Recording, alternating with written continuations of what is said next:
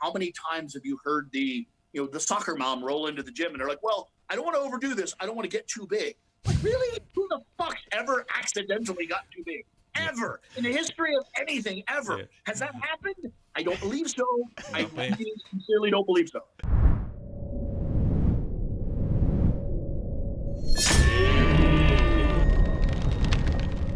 Broderick, the next question we have, I think, is probably one of the more entertaining ones. But what I'd like to know is the glory days of doping, the 80s, the days you kind of spoke about earlier as being like the days you kind of miss. What's the difference between what goes on now and what goes on back then? Is there dosage things, compound things? In relation to like athletics, weightlifting and stuff like that, so maybe not really bodybuilding, we're not so interested in that. Olympic sports. Say. Yeah, because we always hear people talk about they were walking pharmacies back in the 80s, and now we hear athletes, and you talked about longer, lower, slower as one of your kind of catchphrases. Like what was, how big of a, was it really so extreme? Yes, it was.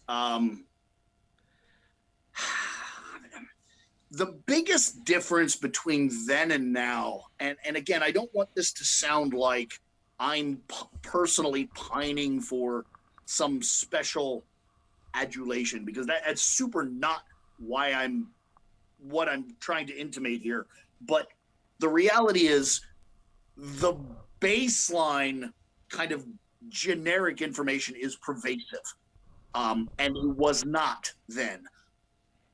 So it's still a situation where the high level knowledge, the Olympia caliber or Olympic caliber knowledge, is somewhat compartmentalized among a relatively small number of people. But even that number is much higher than it used to be. But once upon a time, being, late 1980s, the average person had zero understanding of steroids. They didn't even know what they were. They had no idea where they would find them or get them or how they could apply them. And now that information is literally ask Siri away. Kind of my remark about blaming CrossFit is you don't need to know anything more about exercise than a CrossFitter to have a fundamental access and application of steroids.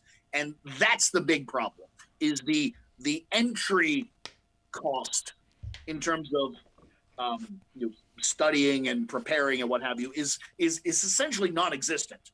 If you have the ability to buy a couple of Bitcoins and, operate an internet browser, you can access drugs and take them. And it was never like that in the past. There was a much bigger boundary to entry.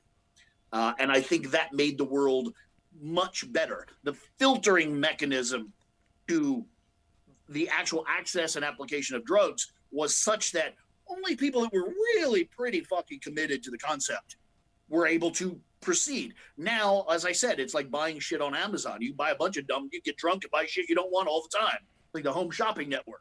That's literally the boundary level we have now for steroids. And so the dosages, do you think they needed to be that extreme in the 80s for the performance? Do you think there's like comparable? Yes, because of a couple of things. One, because the drug selection was much narrower. So there was a lot less, peripheral, applications, a lot less synergy, a lot less layering of effects. So yes, and then also in those timeframes, athletes detrained radically. You could meet an Olympic caliber X, Y, or Z and literally not even know they were an athlete. Literally, you could cross paths with a world-class Olympic weightlifter or hammer thrower or whatever, and they just look like a big doofus. They just look like a person. And from the initiation of training camp to event, they morphed into this, superhuman creation. Okay. So again, to contract that much progress into that period of time required much more aggressive dosings within that time. Now, drug use is much more pervasive, systematic, dare I say, longer, lower, and slower, so that it's almost certainly no better for one's health or any of those things, but the swings from detrain to train are bordering on non-existent now. Oh, that's very That's an interesting note, actually. You see people who, like the stories of guys winning the Rugby World Cup in the 80s, even in the 90s when rugby was non-professional in a lot of countries, and they would be working a normal job, go to training camp for 3 or 4 weeks, and now they go to the World Cup, Yeah. and they're like the best player at the World Cup. It's crazy. Yep. Yeah. There was an awful lot of that. I mean, you'll see, I don't want to throw anybody under the bus, but people that you could look at in that era, you get guys like Jeff Tapes from England. I mean, he was just literally like just a fat bar dude. Like he just like down at the local pub. I mean, he was a badass. He was an elite specimen, but he was ridiculously out of shape, undertrained, what have you. And then in a pretty brief period of time, he would morph into a world-class athlete. And, that was just how it was done at the time. Was there method to that madness? Was there a reason for that? Or was it just like, fuck it, just a cultural thing? A combination of, it was the nature of the world. Athletics at large was a lot less vocational. Just as a concept, the idea of being a full-time 24/7, 7-day a week, year on end athlete literally didn't exist outside of the Soviet Union. It just wasn't a thing. So that was part of it. And then also drug use, like anything, has a kind of a theme that gets set at some point, and then just no one really thinks to violate the theme. You're like, well, this is how we do it, and you just do that. And there's a very, very slow advance rather than somebody coming in and just like rewriting the whole script. So an awful lot of it was just, again, because there wasn't this level of pervasive knowledge. The only way you learned about drugs was probably the person you were getting the drugs from. And so the advancement of, and the mutation rate was very, very slow. It's so funny when you say about getting in and out of shape. We were just talking about weightlifters going to World Championships next week and saying, oh my God, he got so out of shape after the Olympics, and he was hitting 85% of 1RMs when he was like out of shape. Well, no, 75%. Some of them got very out of shape this year because I think it was such a long But quad. very out of shape isn't spending 4 days a week in the pub and working on the farm again. Well, like very out of shape is like 6 weeks off training, I suppose. Well, yeah, that's very true. That is it's all relative. Yeah. Do you think there was any relation to the availability of or quality of drugs? Do you think anything had to do with? No, I really think that's something everybody loves to yammer about. Is the pharmaceutical drugs, and I've even heard major names in bodybuilding like, in my day, testosterone was so much more powerful. That's just a stupid statement. 200 milligrams has always been 200 milligrams. What chucklehead X, Y, or Z doesn't realize is they personally are fucking 25 years older and respond significantly poorer than they did 25 years ago. Elite athletes have access to elite drugs. Is that drug quality maybe a problem to the CrossFit asshole that really knows nothing? Yes, I would accept that. But am I, or, for that matter, if you decided to need drugs, would you know who to call? Yes, you fucking would. It's elite people know elite people. That's how it fucking works. That's how it's always worked. That's really just kind of a dumb argument. It's just not a good argument in any way. I would say that's the most prevalent argument you hear from the 80s is, one, that they were like walking pharmacies and there was better quality drugs. But it's interesting that you're saying they did excessively dose, but it's a very interesting reason. Yeah. It sounds like it's a waste of time training without drugs, to be honest. That's all I got from that, to be honest. So, I mean, I have often made that argument, quite literally. I have often made that argument. If you do these like the fat-free mass index, like we went back to the time before there were steroids. No, they fucking didn't. Testosterone's been an attainable product since the late 1880s. It was synthetically manufactured in the 1930s. So pretty much anybody that's showing up on fucking film had the potential to use testosterone as a performance-enhancing drug. Literally, if you look at the advent of film, it pretty much coincides with the understanding that there was something within the male bits and reproductive system that was influencing athletic performance.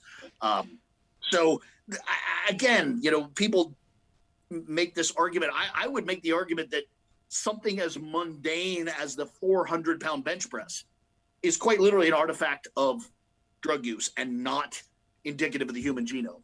You and I have the two of you and I have had the conversation about a 400-pound overhead press. Like, I'm pretty confident that just would not happen, or so obscenely rare if drugs were not a part of modern athletics. So yeah, I would make an argument that all strength sports have essentially, since their inception, been predicated on drugs, and this idea that there's drug-free sports is nonsense. There's just low and high drug use, acknowledged and unacknowledged. But I don't believe, literally, like a religion, I don't believe in drug-free sport. I literally don't think it's a thing. That is one thing we talked about last week when we were setting up this call, is a 200 kilo clean and jerk for somebody who's here right now training. Does that exist without drugs? And it's funny because we mentioned it to Gerf first, and I said it to Gerf, and Gerf said straight away, no, obviously. And then I said, okay, name one person, and he couldn't name one person. We said it to you, said name one person, you couldn't name one person. We said it to Seb, who runs Weightlifting House, couldn't name one person, or they named one person who possibly, and then Zach Talander in the US, arguably one of the biggest names in weightlifting media in the US, and he can't name anyone. Like, no.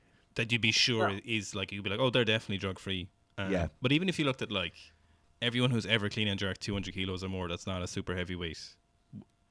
Like the percentage of those that have done it without drugs is probably a single digit or less than a single digit, I'd imagine.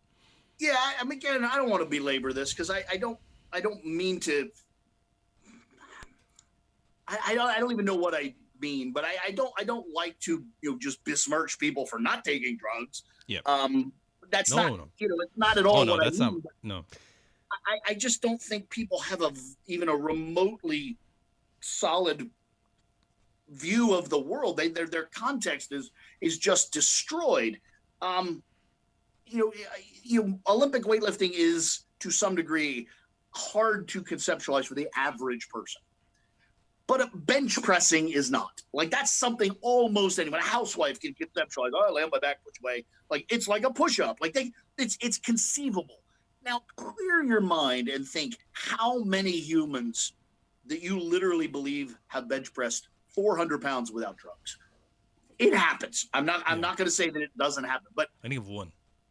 But the few, and I do mean the few, they're enormous human beings. They're people that weighed 220, 230, 250 pounds, probably before they even lifted a weight. Yeah. Yes. So, again, this idea that you got these USAPL assholes with 700-pound bench pressers. No, you don't. No, you fucking don't. You just fucking don't. Yeah. Like, it's silly beyond anything. No, when you look at some of those, and they're just they're incredibly impressive human beings. The stuff Oh, they're unbelievable! doing. Yeah. Like we like not besmirching them at all, but you're like, and people are like, no. That's Again, I find it extraordinary, and I appreciate it on a very deep level. But again, there's just the complete lack of perspective on the part of the public, and even that's pervaded into the kind of that mid-tier. Like you mentioned, like a. I don't want to throw him under the bus. I don't know him, so it's a bad example. But the kind of no plates, no dates people that kind of exist in that area between Gen Pop and Expert, even they seem to have a wildly skewed, concept of what is or isn't, and what is and isn't possible. Yeah. Yeah, and in some ways you'd kind of not blame people, because if you just arrived into strength sports in the last like 5 years, you'd be like, oh, so this is kind of what's possible, I suppose. Like, you've no context on it yourself in some regards, Yeah. Yeah, again, it goes all the way to the ground. Like, how many times have you heard the soccer mom roll into the gym and they're like, well, I don't want to overdo this. I don't want to get too big. Like, really? Who the fuck ever accidentally got too big? Ever. In the history of anything, ever. Yeah. Has that happened? I don't believe so. I Not by- sincerely don't believe so. Not by accident. No, definitely not.